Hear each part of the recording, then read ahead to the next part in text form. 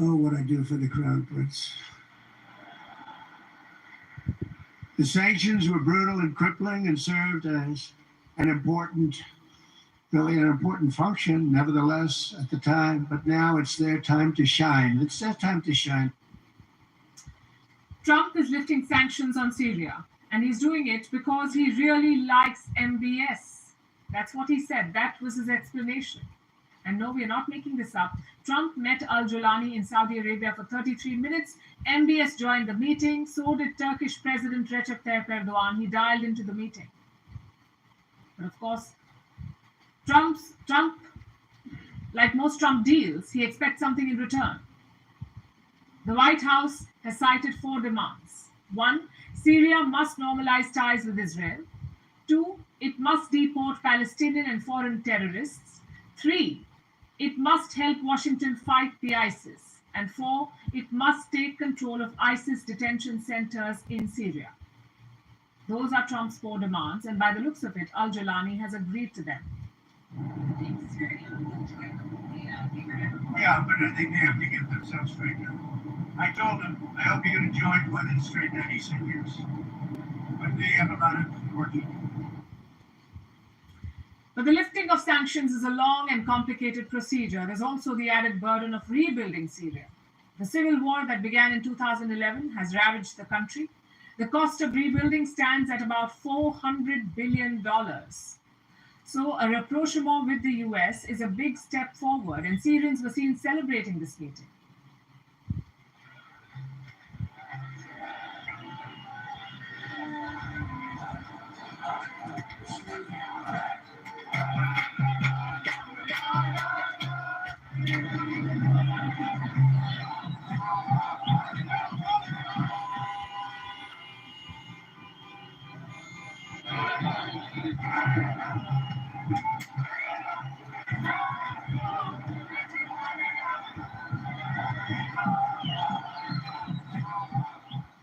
So that was one part of Trump's West Asia visit, make peace with Syria.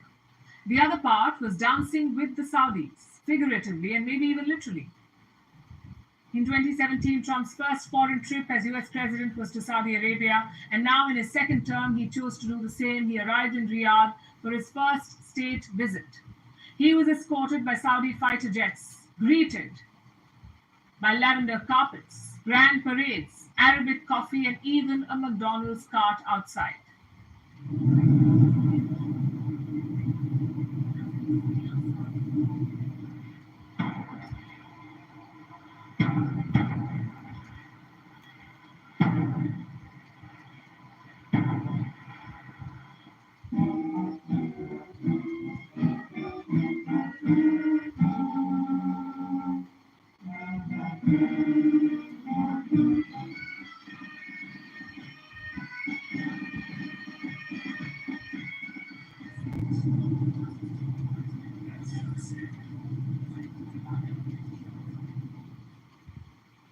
But what really mattered was the deal on the table. The Saudis know Trump. They know that he loves big, shiny numbers, so they gave him one.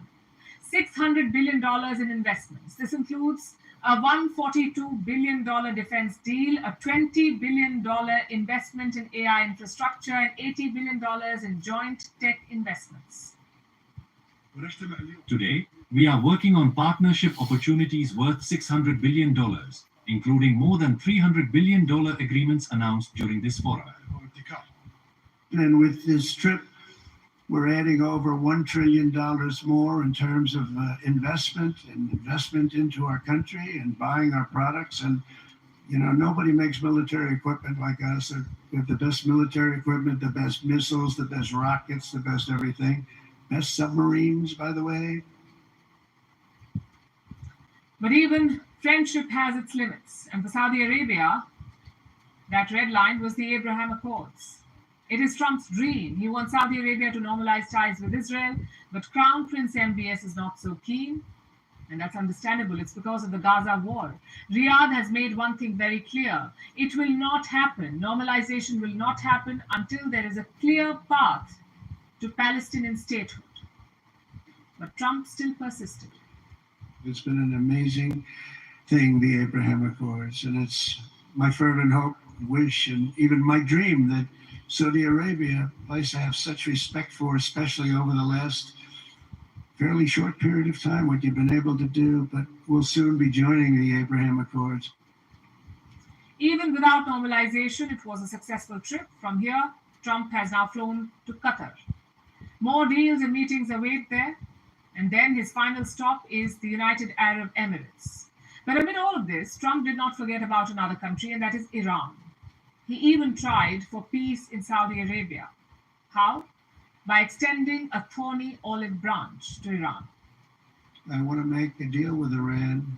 If I can make a deal with Iran, I'll be very happy if we're going to make your region and the world a safer place. But if Iran's leadership rejects this olive branch and continues to attack their neighbors, then we will have no choice but to inflict massive maximum pressure, drive Iranian oil exports to zero like I did before. Trump stressed that Tehran can never have a nuclear weapon, but he said that he was ready for a deal and he urged Iran's leaders to take it. I want to make a deal with Iran. I want to do something if it's possible.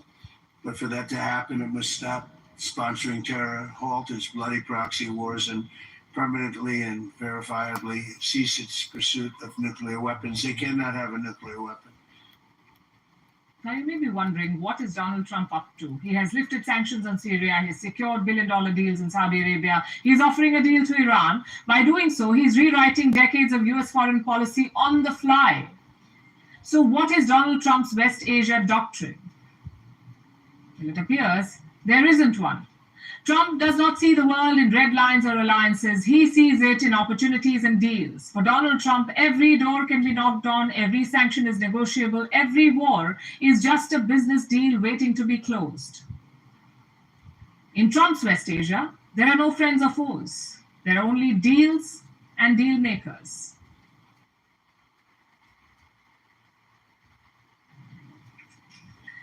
For the next story, let me start by showing you two pictures. The first one is this, a classic FBI most wanted poster. The reward is $10 million. Look at the name on it. Mohammed al-Jolani, a notorious terrorist leader. Anyone who could help track him down would walk away a millionaire. That's the first picture. Now take a look at the second picture. That is US President Donald Trump shaking hands with a West Asian leader. Do you know who that man is? You guessed it. It's the very same Mohammed al-Jolani. Only now he's no longer hiding in the shadows. He is the president of Syria. Clearly, a lot can change in 6 months. 6 months ago, Jolani was a terrorist leader fighting against the Assad regime. That government, the Assad regime, collapsed last December. Bashar al-Assad fled the country. Al-Jolani took over. And now he's meeting the US president. He is the first Syrian leader to meet an American president in 25 years. The last such meeting was between Bill Clinton and Hafiz al-Assad in the year 2000. Hafiz was Bashar al-Assad's father. How did you find the Syrian president? Great. I think very good. Young, attractive guy, tough guy. Smooth pass. Very strong. Very attractive guy that was on a wanted sign, $10 million. Wow.